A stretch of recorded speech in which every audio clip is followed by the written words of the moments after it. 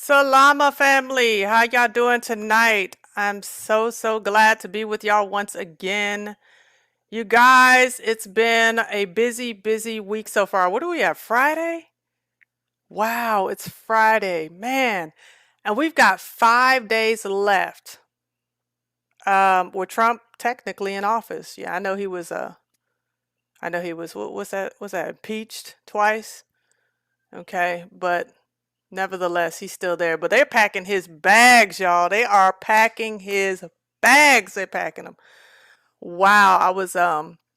I went to go get my nails done today.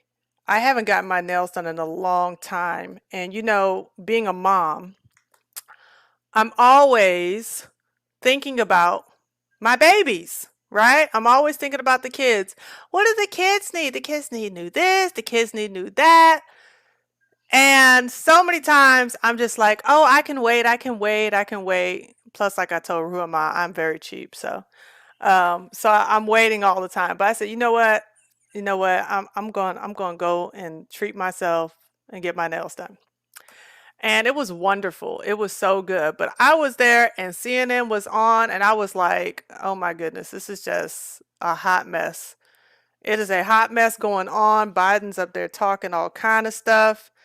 And I was just like, wow, this world is just crumbling right before us, but you still trying to live one day to the next, right? But nevertheless, I had a nice time though. And my nails look so pretty. You guys should see them. If I was showing my screen tonight, I'd show them to you. But nevertheless, I'm excited to be here with you all.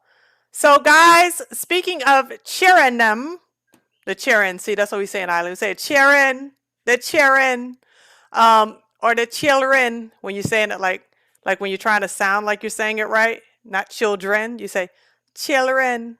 So speaking of children, we have a wonderful author tonight who we're going to be meeting with shortly.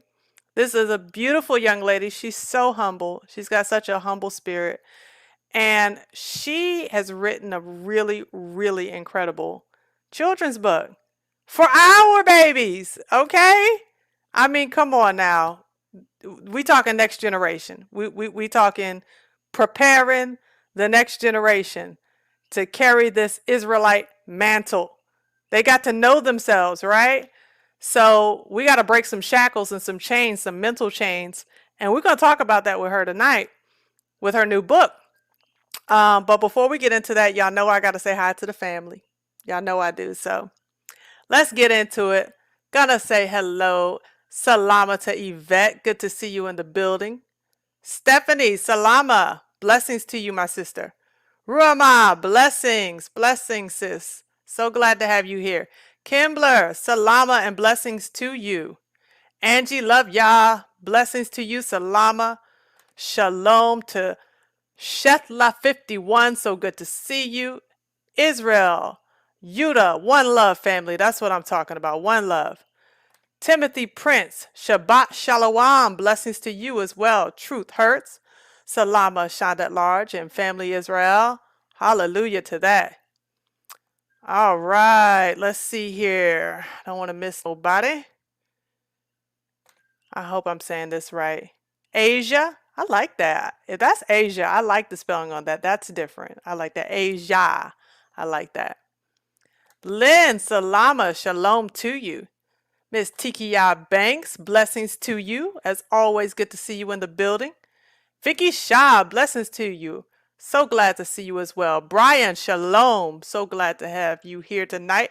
And yay! I said it right. Shetla 51. Yay! That's awesome. So we're going to have a couple more people in the building later on, I'm sure. But I'm so glad for all of you who have come. We're going to have a very interesting conversation tonight. And so I'm going to go ahead and bring our special guest on Jerusalem Mindset, because y'all know why we do Jerusalem Mindset. It's because we are preparing our minds for the wilderness. We are preparing our hearts and our minds for the time where we're getting ready to leave from where we have been spread out to the four corners, through the diaspora, to the place that the Most High has us to go. And it's important that before we go physically, that we're prepared spiritually and mentally. So we have this segment here called Jerusalem Mindset.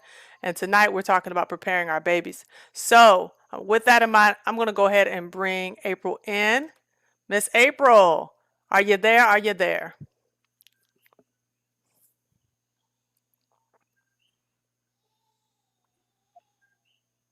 April, can you hear me? Okay, you can hear me, so it's not your fault. It's not your fault. My mic, y'all, I don't know why. My mic is ghetto. I don't understand what's going on with my Yes, mic half the time. Okay, yes, I can hear you now. Okay, there you go. So how you doing, sis? We're so glad to have you can here. you hear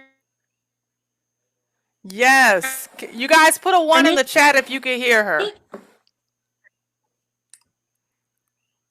Put a one in the chat if you can hear her, please. That's right, Tia, y'all. Blessings, sis. Go ahead and smash that like button, fam. Go ahead and do that. I see. Okay, so we got some twos. Okay. So we got some twos, so they can't hear. Is it that y'all can hear me, but y'all can't hear her? Because she was doing just fine earlier. So what you might need to do, April, you might need to go back out and you might need to go back in. And while you're doing that, what I'm going to do, I'm going to go ahead and I'm going to show the trailer to this book that we're going to be discussing tonight, because I think this trailer, she went and did such a phenomenal job on it. And I think it's worth you all getting an opportunity to hear the trailer, to see the trailer. I want you to do me a favor, April, because you got A Elizabeth on there, so it almost messed me up. I want you to go back out and come back in and see if that will help with your volume, okay? So just go back out of the StreamYard and then click right back in and go through the same process, and maybe that'll help. In the meantime, I'm going to go ahead and play this trailer that she worked on. And let me go ahead and share that audio. Okay. Here we go, you guys. Take a look at this. There's no mystery like no history. In this age of inclusion and diversity, our school is about to embark on a year-long project to look into our heritage. There are many students at our school that represent different nations, and we want you all to not only learn about them, but to be able to talk about and represent your different cultures and backgrounds. We are all going to explore who we are and where we come from, our cultural heritage. Isn't it exciting, Mrs. Smith, our teacher exclaimed. I know my entire family history, proclaimed Melania. I like this project. I am from Slovakia. I can't wait to tell everyone about my people and culture. I think I'm part German and part Irish, said Tyler. My daddy says that inclusion and diversity is bad and that we should stick to our own kind, said Marianne. Who asked you? Snapped Tyrell. Bet you don't know your history, snapped back Marianne. I do too, said Tyrell. I'm from America. We're all from America, said Tyler. Mrs. Smith interjected. Where were you before America? Tyrell thought a moment. I don't know, he finally answered. Well, you need to find out, said Mrs. Smith. See, I told you that you wouldn't know. My dad says that blacks don't have a history, said Marianne. Was it really true that blacks have no history? 6 students decided to group together and set out to discover this mystery. Their project was an international diversity project aimed to get students to present their cultural heritage and history. However, it seemed as if everyone had a history and a heritage except for Black Americans. The only history they seemed to have was slavery and civil rights. Was there any other history besides this? Come join Cheyenne, Tyrell, Edward, Tamara, Latoya, and Marquise as they set out to answer this question, intending to explore the history of who we are as Black Americans and Blacks over the diaspora. The first book searches for the accomplishments and achievements of Blacks. In this series, there's no mystery like no history.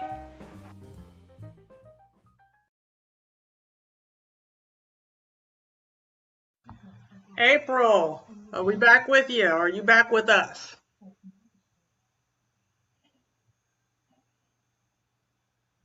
And just take it off of mute. You're on mute.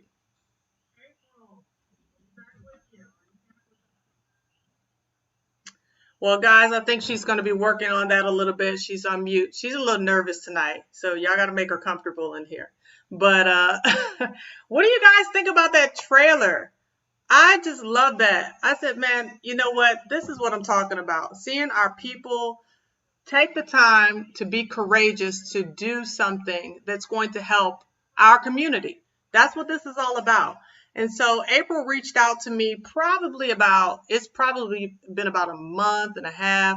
Now, April, if you are still working on your audio, just feel free as soon as your microphone it gets off of it. Right now, your microphone is off. So as soon as your microphone gets on and you want to jump in, feel free to jump in. But I'm just going to tell them a little bit of the backstory. So she reached out to me about a month and a half, 2 months ago, and she included her book. And I'm telling y'all, when I read this book, okay, I'm an author. I'm a children's author at that, okay?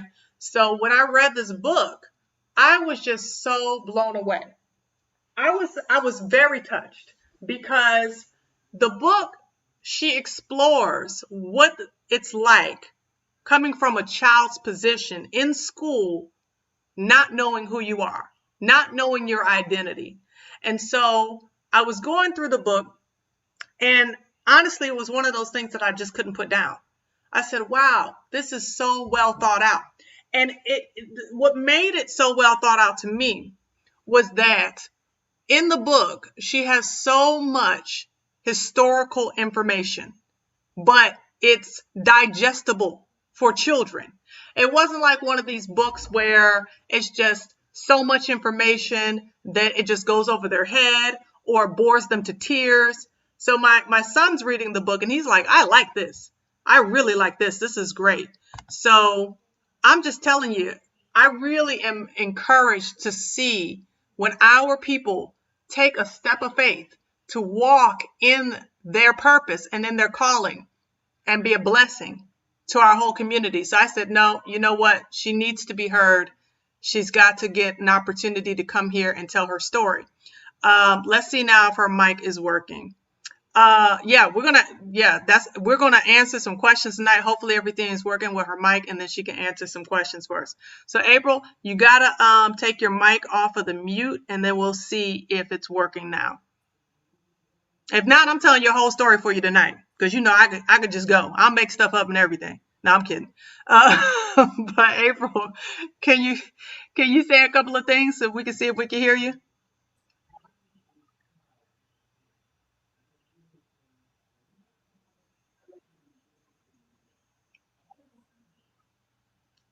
That is so weird, guys. It is so weird. Because I'm telling you, her volume was perfectly fine before we started. Let's go ahead and pray over this. Father, we pray that you will release April's volume and that she will be heard tonight, that this young lady's voice will be heard, so that she can be a blessing to our people and the generations to come. In the mighty name of Yahusha, we pray and believe you, Father, for her volume and her equipment to be working and in working order. In Yahusha's name we pray. Amen. April? All right, yeah, can you hear me? Praise Yah. I can hear you now. Y'all give me a 1 in the chat if you can hear. That was yeah, I can hear you, at that's least for now. perfect.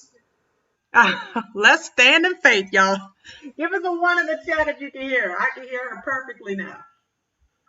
Oh, perfect. Yes, they can hear you. See? The effectual, fervent prayers of the righteous, y'all. They do avail much. I ain't preaching tonight. Anyway, April, so I showed them the trailer. Phenomenal job. And everybody's already interested. We want to know. Tell us about your story. Tell us about this book called There's No Mystery Like No History.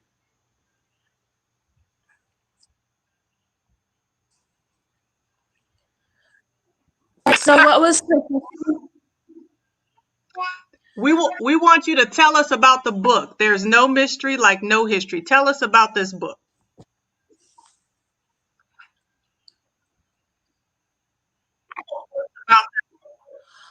All right, so I want to begin by first giving a few quotes. He stated, "He alone who owns the youth gains the future." He also states, "Let me control the textbooks and I will control the state." The other quote I want to give is from Lenin. It says, "Give me your 4-year-olds, and in a generation I will build a socialist state." And then there was one more I want to give. Go right on ahead. Those are powerful ones. It is from Frederick Douglass. It states, "It is easier to build repair broken men." And this is a lot of the basis that kind of set up my mindset on writing this book. First, like some of the most some of the worst leaders in our world understood the value of educating the youth generation. This is why in the schools they bring stuff like transgenderism, homosexuality, or other issues like evolution, and establish it in the school system. Because they understand that if you focus on the children, you don't have to focus on the adults or the elderly. Just focus on the children and get into their beliefs. Then you transform the entire generation. And I evangelize to young people to see the impact and power there is in who teach the children and where their mindsets are. And that's very powerful. And so when one of the main factors that made me write this book was the fact that I do evangelize to you. And when I came to the understanding of like, oh, we need Hebrews, this is our history. April, we're having some problems. We're having a lot of problems hearing you. Your words are very jumbled together. I don't know why this is happening with your audio. See if you can get closer to your Wi-Fi connector. Sometimes with me, if I'm not close enough to my Wi-Fi connector, then it starts acting up too.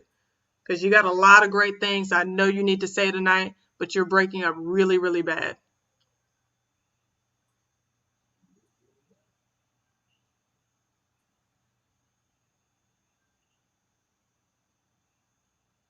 Did you hear me?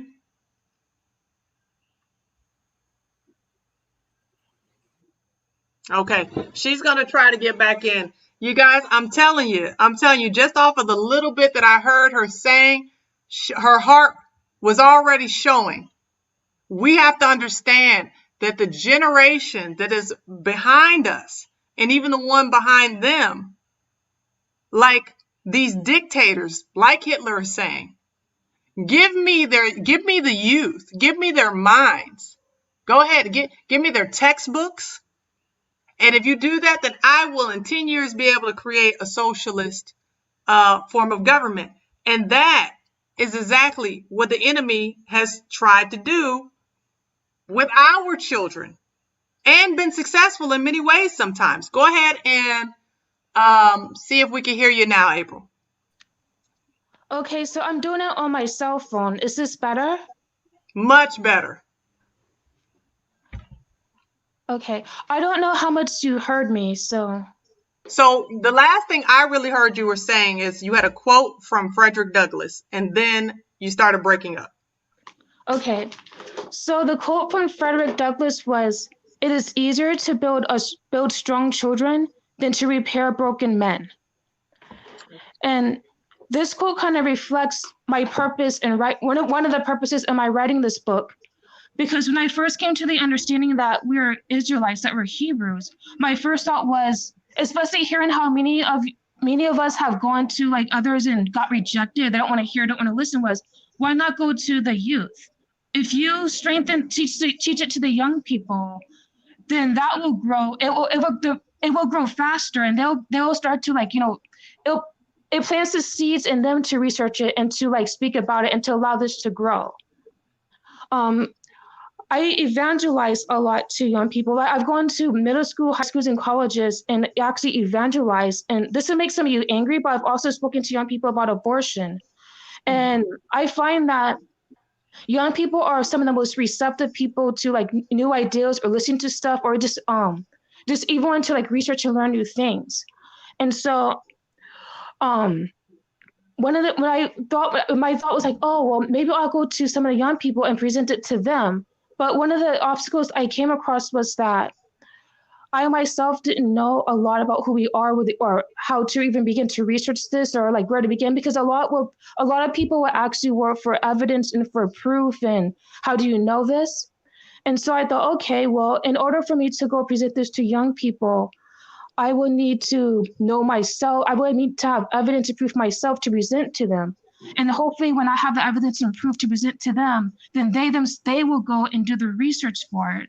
And if they come to understanding, then they will be the ones to present it to the world, and then this will start to transform the the community, to transform the nation. And so, Absolutely. yeah.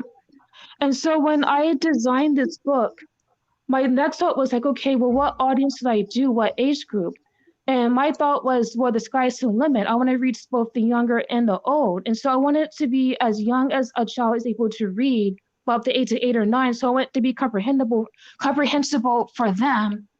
But I also wanted it to also be visual for those that can't read or those who won't read. And so I want to be able to have pictures to demonstrate like the Bible verses showing who we are. I want it to be usable for young adults from like high school, college age as well, who may have research papers to do. I want to give them ideas for their research and what they can look for. And I want it to be something that even those who are scholarly or PhD or who want to research on their own in the adult level, I want to be able to be a source for resources. Like when I first came into this understanding, my first thought was, where do I even begin to find information about who we are or this history? And so a lot of people will come up with stuff, but they'll never have the sources down. So I'm thinking, well, what if I have something that will make the sources available to the public? So anyone who's new to it or who's researching this information themselves will be able to have the sources available in one book. And so I want it to be available to the whole community and be in a variety of ways, no matter the age, the size, whether someone wants to read or not, or whoever wants to do their own research. Yes, And so yes. I also wanted to go into the history, starting with where we're at. And the first book was basically to just introduce the subject and to give some form of inspiration about who we are, to just begin to establish it. But I wanted to start to go down into American history, starting with America, where we're at right now, the problems that we face, going down into the civil rights movement, Jim Crow, slavery, and then starting at the point where Blacks first entered the nation. And so I wanted to start to dig even deeper than that, and to just start going down into history until we come to the conclusion of who we are. And I want it to be broken down in small segments that our community can begin to comprehend it, so that they can begin to think about it, so that the seeds can begin to be planted. And so we can build them up in a gradual way to come to the right conclusion of who we are. And hopefully that will begin to transform how we see ourselves and therefore transform the community and get to the point where we can actually start seeking God to change us, to change everything. Wow. You know what? Vicky Shaw hit the nail on the head. She said, this young lady thought this thing through across the board.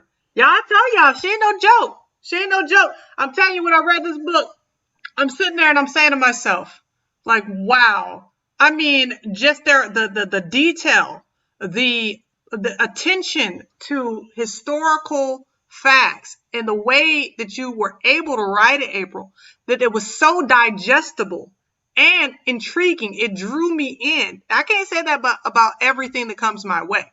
But when I saw this, I said, no, this is important, because what happens is that when you're trying to engage with children, and when you're trying to engage on different, age levels, whether it's elementary, middle school, or high school, you're trying to engage with them, you're not going to necessarily be able to sit them down in front of a documentary. If there's some animation to it, yeah, maybe.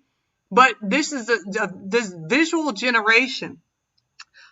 They need to have something that's going to paint a picture in their own minds. And the way you worded everything, the way you really dealt with the real issues that we as a community face, I love that. And as a matter of fact, what I want to do, I want to show you the part that really impressed me. Not in terms of the history, because there was so much rich history, but I'm going to read an excerpt of this so y'all can see where I'm coming from when I talk about that the way she wrote this book, she wrote it in a way that our people, our children, can really resonate with. Like, oh, you're speaking my language. There's a chapter in her book called Change for the Community, and I wanted to be able to show it to y'all, but I can't do it through the StreamYard. So I'm going to just read a little bit of it. It says, Tamara, on the other hand, was finding inspiration reading about Madam C.J. Walker. Tamara was often baffled as to why most of the African American community remained at the bottom of the socioeconomic status. How was it possible for other races of people to start at the bottom and then eventually become successful enough to run their own communities and thrive, while at the same time surpassing the Black communities who have been there long before the others were even in America? Tamara found herself walking through her shattered neighborhood, where the homes were worn down and old. You could see the paint coming off the houses. The yards were shabby and usually littered. Often the homes were so infested with roaches that the roaches just became part of the family. Things easily broke. The railing on the stairs, the cabinets in the kitchen and bathroom. Anything in the apartment was susceptible to breaking at the slightest touch, even if the apartment was seemingly new. Tamara once went into the apartment of a cousin that had just been built. Her cousin was the first ever inhabitant of the home. Tamara was going up the stairs and had gripped the railing firmly when suddenly it fell loose off the wall. I guess the city won't waste its precious money to build us decent homes. Plumbing in Tamara's neighborhood was so terrible that it became part of the daily household chores. Their communities had the oldest schools, the oldest playgrounds, the oldest churches, oldest buildings, and well, everything was just plain old. The roads needed much tended to, and there were many potholes which caused many drivers to have damaged cars. There were a few Black businesses in the area, but there were more foreign businesses. The foreign businesses seemed to thrive above the Black businesses, and some of the foreign businesses even ran some of the Blacks out of business. But those same foreigners did not live in the Black community, but in their own. Neither did they contribute to the Black community, but to their own. So she goes on and she is really talking about how she's inspired to see that this woman, Madam C.J. Walker, rose above her circumstances, and yet she's visualizing, looking at her own circumstances and saying, how can this be?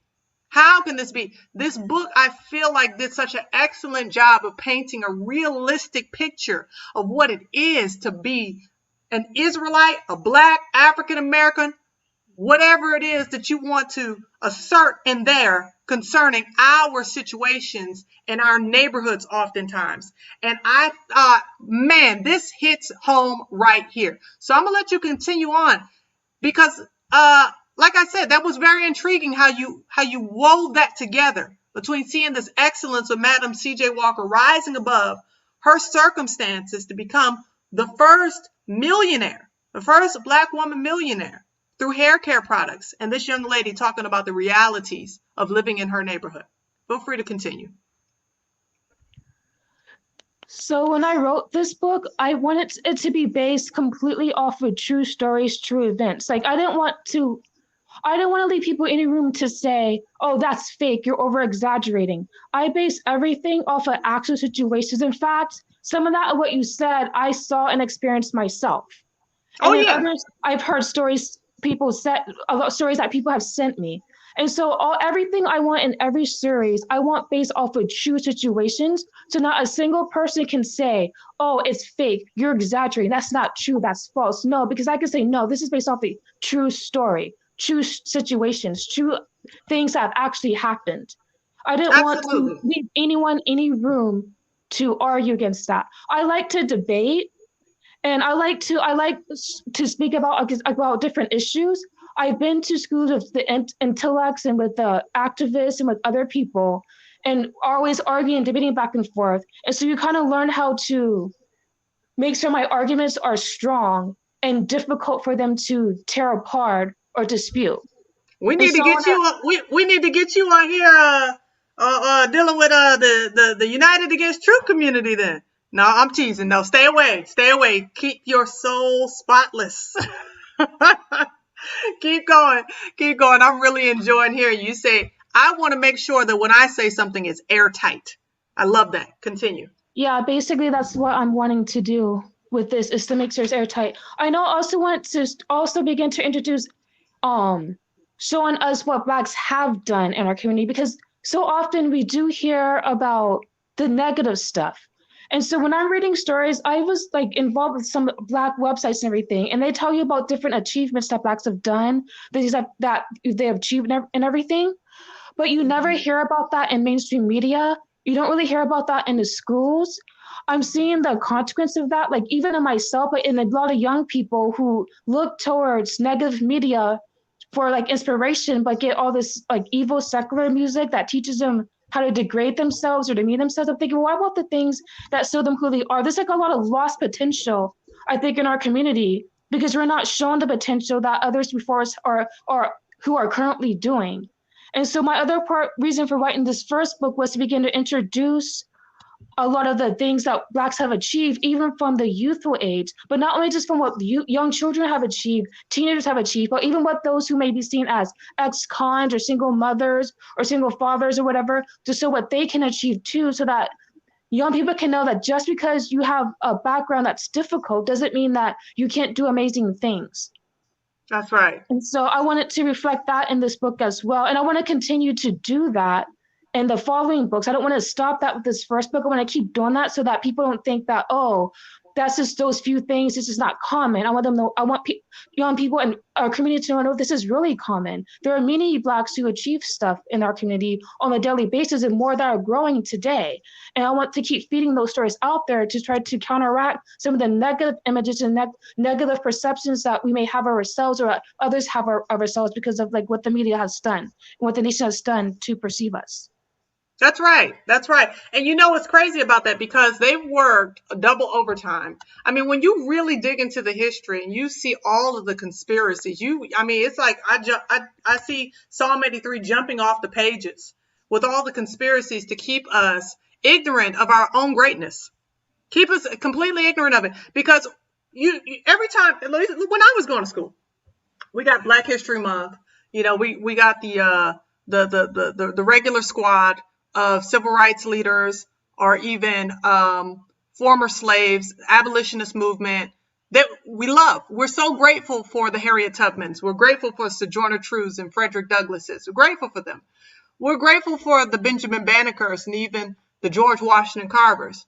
But that's about as far as it went in terms of understanding who our people were and how much they impacted the land of our captivity. We didn't hear about the Lewis Lattimore, the one who built the filament so that the light bulb that Thomas Edison got all the credit for will be able to work. He had so many failed experiments, that is Thomas Edison, concerning electricity until Lewis Lattimore came along. So to hear you name these incredible names of these inventors and these innovators and these artists, putting them in your book in the way that you did. And like you said, not just adults, but children, to be able to hear this jumping off the pages, to read this jump off the pages, it does motivate and encourage us.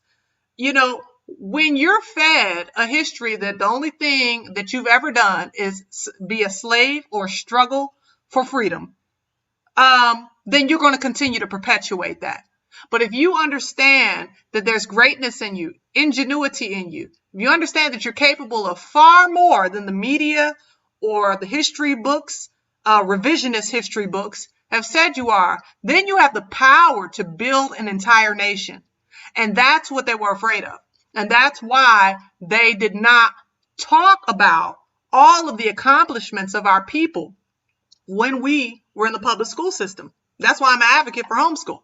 Because in order for us to change the trajectory of the next generation, we must change their minds. And that's exactly what you were pointing out in your first quotes regarding Adolf Hitler and what he had to say.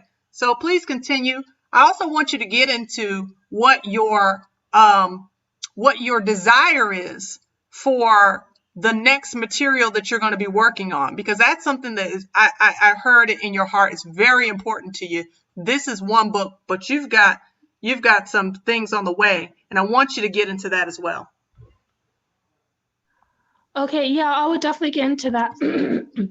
First, I want to like mention the inspiration behind the title in the beginning of the story, where the teacher asks the students about where they come from originally, that actually happened with me in school, where a teacher would ask the class, tell us that no one came from America, we came from another country, other places and everything. And so it literally asked the class, where were you from? And the students did kind of like tell like what nations they were from. And they did come to me and tell me, where are you from? And I did say America. And they told me, you're not from America. No one's from America. And I had to think, well, they were asking me where were you before that point, and eventually I said Africa, and then they went to what part of Africa, and I didn't know. And that kind of led to like students like getting on my case, like why don't I know where I was from? And it also kind of led to the teacher actually ended up teaching us at that time about I had teachers that actually taught me who I was. I didn't know it. One of them, that same teacher taught that that Israel came from, that when Roman invaded Israel in 70 AD, that the Israelites went to Africa, where they later become slaves. They were forced to convert to Christianity and Islam, later became slaves. And there were students in the class that concluded that I was an Israelite. And I actually rejected it in class because I didn't understand it. But the class, several students came to that conclusion and didn't understand why I didn't know, or the other Blacks in the class didn't know that.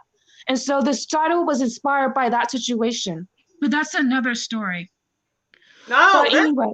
That's powerful. That is so, and isn't it like that? Like everybody else can see it once they hear it, but then we've been so mind warped, so subliminally mind controlled, you know. For a while, honestly, I was like, don't even call me Black. I was like, what's that rapper's name? I was like, don't call me Black no more. I'm an Israelite. Look, I didn't even want that label. And I even, did a recording about it when Joe Biden said, if you don't vote for me, you ain't Black. Because I got to the point where I was just like, you know what? I'm so frustrated with being at a place of oblivion, void, nothingness. Because when you think about Black, that's what is void, nothingness. It's just, it's to be discarded. And so the fact that your teacher even told the real history and your classmates were able to pick up on it, but you yourself, it just went over your head. That doesn't speak to your intellect. That speaks to your conscience. That speaks to your spirit, man, having been so beaten down and oppressed that you weren't able to even see yourself in the role of greatness at that time. But praise Yah for his Ruach, that he revealed it to you later on. But you go ahead and continue. Right. Yes, he did. There's a whole lot more he taught me. Like I was taught the whole history and didn't even know it. But that's, again, a story for another time. But getting into the next series of the books, I don't want to be the only one to write it. I actually really want the help of the community of what you want in these books. I want the stories of your experiences. Some of you may be good at things like statistics on certain subjects. Hold on a second. Trying to find the different information. Yeah, statistics in the community, because I want to have all these facts documented in this book. I want to have an actual history book with all this information in there for us to see, the whole community to see, so we can see the whole picture of everything. So we're not just taking little pieces out, but we have the whole everything in these series. And so I'm looking at I'm wanting help in things like statistics, in crime, welfare, sports, economics, fatherless homes, homelessness, marriage, in regards to the community. I'm wanting help in topics like convict leasing, gentrification, Homestead Act, eminent domain, mass incarceration, how these have impacted the Black community, on welfare, government housing, food stamps. I want stuff even something like sports, where I had heard that there are hardly any Black owners of sports teams. And also that most quarterbacks have been white, not Black. And it's almost like sports are another form of slavery, but hidden in a different form. Even when it comes to the media, celebrities, and everything, how Blacks are impacting that community. I want stories on situations in regards to race, what you've experienced, jobs, anything. There's another something I want to mention that is really important. And you're finding that is very important, because I think we didn't get any truth in history. Things are flipped backwards. So I remember growing up being taught how it was blacks that actually owned like the nice homes and the nice neighborhoods and everything, and that whites lived in the ghettos. I didn't really think much of it and kind of like ignored that. But just last spring, I was watching a YouTube video. It was a black lady. She was like maybe in her 60s, 70s. I don't know how old she was. She could have been older. And she was saying how it was the whites who lived in the ghettos, and it was the blacks who had the nice homes. And the whites got jealous of the blacks. They didn't know why they lived in the nice homes. And I guess they got upset. And so they ended up finding a way to remove the blacks from the nice homes and putting the whites in those homes and the blacks in the ghettos. And I actually think I was taught this in school by a teacher, a European descent teacher. Now, Well, now, I saw I'm this video and I took note of it, and then I had to go do an event. I went back a week later to actually, when I realized the importance of that video, went back to go save it. It had disappeared completely. And I couldn't even find it in my history. I found it really strange, but not even like a week later, I was watching another video. I was looking at the comments, and one of the comments I read mentioned the exact same thing about blacks being in nicer homes, whites being in the ghettos, and how they were like switched. And I was actually getting ready to save that video. It disappeared in a second. I kid you not. In literally a second, my phone kind of like did something, and the comment disappeared. I could not find it since. April. So whatever April. it is, yeah. I wanted to say real quick. That's very interesting what you said. I want to put a pin in that point real quick, because I came out of West Palm Beach, right? And you have West Palm Beach, the city, and then you have Palm Beach. Now, Palm Beach is like its own little island, and you have to drive across a bridge to get to Palm Beach. Palm Beach is where Donald Trump has his house. All the wealthiest people live in Palm Beach, okay? And when you leave Palm Beach to go into West Palm, at first, you've got downtown city area, and that's all built up. But then right after that, you've got some of the worst ghettos in South Florida. I mean, the worst, okay? And so it's just a few miles difference from Palm Beach. So I heard a story about the history of Palm Beach and how it used to be the black residents that lived on Palm Beach. But because the white residents were jealous, who were in West Palm Beach, of them having this, they had put them there, right? They put them out. We want to get them away. But then they're jealous because they were building up. So they devised a plan that they were going to tell them that they were invited to something over in West Palm Beach. So they wanted to get all the blacks to come off of that part of the island and on the same night. And once they got the majority of them off, not all of them left, they burned Palm Beach down. They burned all their houses. Okay. And essentially, when you have no home, of course, what do? You're homeless. They did that, and then they rebuilt it and made it what people know it is today. These $1 million homes where they live in. So I'm sitting there listening to you say everything that you're saying. And I'm saying, man, that sounds just like what they said happened in Palm Beach. Because guess where all of the descendants of those residents are living? In the ghettos right behind the downtown area. So I believe you 100% that it didn't just happen there, but it's happened all over. We look at Rosewood, Tulsa, Oklahoma, all of these things. So this is the cover-up that's been for the ages of putting us at the bottom while they maintain to stay at the top. Not because they work for it, but because they're stealing it. You go ahead and continue. Yeah, it's like stories like that I want, because I want those in the book for our community to read, for youth to read, because we're thinking that, oh, we can't accomplish anything, we can't do anything. Like, no, we don't know our history. We don't know what actually happened in America. And to be honest with you, when you actually look at the history of America, it's a really dark nation. Like, it's painted as this beautiful nation that have these rights and these freedoms. It did not come from that. It came from a very dark history.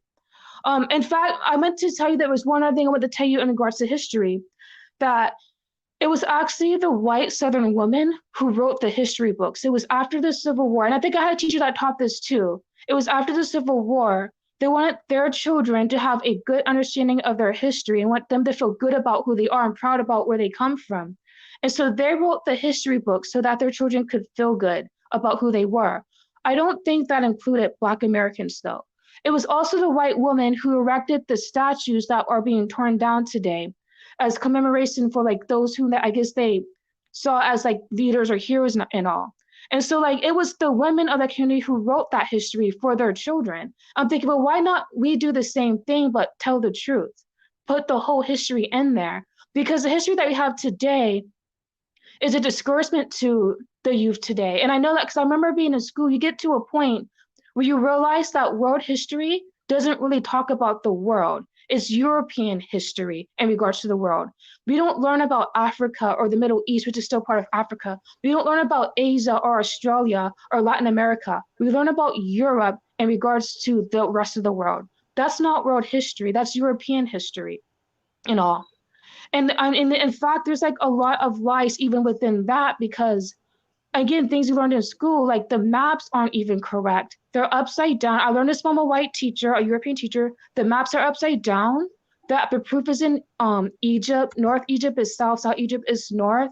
They're not the right size. Africa is far larger. It's the largest continent on the planet. All the other nations fit that. The Europeans didn't want. They consider anything above something to be superior and things below to be inferior, which is why they flipped the maps. There's a few other things in regards to history. I won't go into it now. Sorry. That's okay. But there's like so many lies and half truths and part truths that we were told. We weren't told everything. And so I want to be able to, I want the community to come together and like really, I want everyone to be involved with this book and what we want our community and for our youth to know about themselves so that it can start to rebuild the confidence that is lost because of what we're taught in schools. Because I know like the impact of not teaching the truth in history has a negative impact on young children. I think especially young males who start to disregard school education, history and everything, and it can lead to like other problems. And so Absolutely. Absolutely. 100%. And you guys, listen, like this and share this. Okay. Because what often happens in our community, and I understand because I'm a mom, I get it. We want to have information that we feel is suited in for our interest. And so in the middle of the night, we're not necessarily looking for stuff about our kids. That's daytime stuff. But this is so much deeper. This information really needs to get out to our community. We need to put this far and wide on social media because what we're seeing is that what April is saying is that the same way when we were kids and we grew up not knowing our history, if we don't make a change now, if we don't make the decision to educate our children now about who we really are, we're not going to be able to expect any different results because we're only getting the history that was afforded to us by our parents and their parents and their parents' parents. So we've got to break it. At some point, it has to be broken. The chain has to be broken. And the fact that she did this in such a creative way, I wish I could show you guys the illustrations. April, did you draw those illustrations or did you have someone else draw them? Because they are eye-catching. no, I found a really good illustrator for it that like I told her exactly what I wanted and she did it to the T. And so it was really hard finding illustrators to do that, but she was really good. She was the one that our Heavenly Father led me to. I was like, I have this list of illustrators. I'm like, hey, which one? He told me this one. Like, are you sure? Because I was originally going to choose someone from Africa, but the Lord picked someone from Indonesia to do them, and she did it perfectly. She did a And fantastic so, job. Fantastic job. And you guys, they're already asking, like, how can I get this book? I saw a couple of the ladies say, I got 4 grandbabies. I got 9 grandbabies. We need to get a hold of this book. So please let us know where they can get access to the book or any other information about the book that you want them to know. I think I have everything. It's mostly like there's on Amazon, so we can get like the soft cover book, and then the ebooks, like I said, are free. Except on Amazon, it's $2.99. But yeah, Okay, you said that on Amazon it's how much? it's $19.99 for the book itself, And Perfect. 29 for the ebook, yeah. Yes, Damon just put it in here. It's in the comment section. Order it there. Family, order this book. Okay. And she said even the ebook, that it's available on different platforms for free. So if you can't afford to get the book now, but you want your babies to look at it, she's giving you the opportunity to do that now. Take advantage of it. But if you can support her, please support my sister. Please support her, because I'm telling you, this is a great work. And more than that, she is ready to jump on to the next book, and she wants the community to be a part of this. The information is in the description box for you guys to go ahead and take a look at, so you can contact her. If you have some information, maybe you got an old story that your grandmother told you about something historical that's not well known, send that information. Don't feel like, oh, she's not going to be interested in that. You never know. You never know. It could be a nugget that she needed right in the place where she needed it for the second book. So let's be a part of this as a community, helping to write this book for our community. So we are so glad to have you here tonight. We're going to go ahead and wrap things up. But like I said, y'all, please support this sister. There goes Damon put in there. There's her email address as well for y'all to go ahead and reach out to her directly and contact her and support her as best as you can. I'm so glad that you came on tonight. We're going to have you back on and follow your progress, see how things are going with you with this next book. We're so glad that you spoke with us tonight, because you just have such a wealth of information in you. And see, you don't have to be old to be wise. Look at her. She's young and she's full of wisdom. So y'all, this is what we want for our babies and our grandbabies. This is what we want. We want them to be full of wisdom from young. Because our people, we had kings in our lineage that were 7 and 8 years old, like Josiah, the one my son is named after. He was a king at the age of 7 or 8. So we're a powerful people, and we need to understand who we are and get back to the way that the Most High Yah put in us to be from the foundation of the earth. So I want to thank you guys so much for tuning in tonight. And y'all, we got some things coming up next week. If you have not subscribed to my subscriber list, you need to get on that, okay? We got something special coming up next week, and I'm telling you, you don't want to miss it. You don't want to miss it.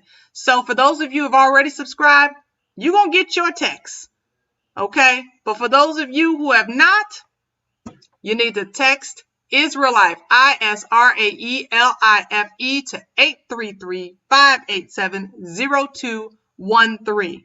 It's perfectly free, and it's a blessing to you. So feel free to take your time and do that. April, do you have any final words that you'd like to share with us before we get out of here? Yes, there's one more thing.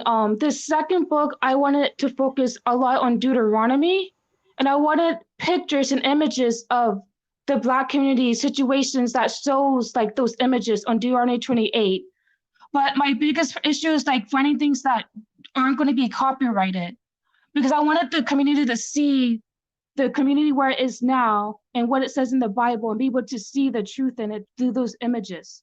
And so if anyone have pictures I can use this depicting Deuteronomy 28, that would be great. That's perfect. Y'all heard it. Like I said, reach out to her. Hopefully you can get the community really involved in this, because I believe that this is a powerful work. So you just hold on. I'm talking to you a little bit in the back when we get off of the live. But you guys, thank you so much for being a part tonight. And you know what I said? Oh, absolutely, Lynn. It was my pleasure. I would have had her on earlier if I wasn't busy with some other things. But I'm telling you, I'm so glad that she came on tonight as well.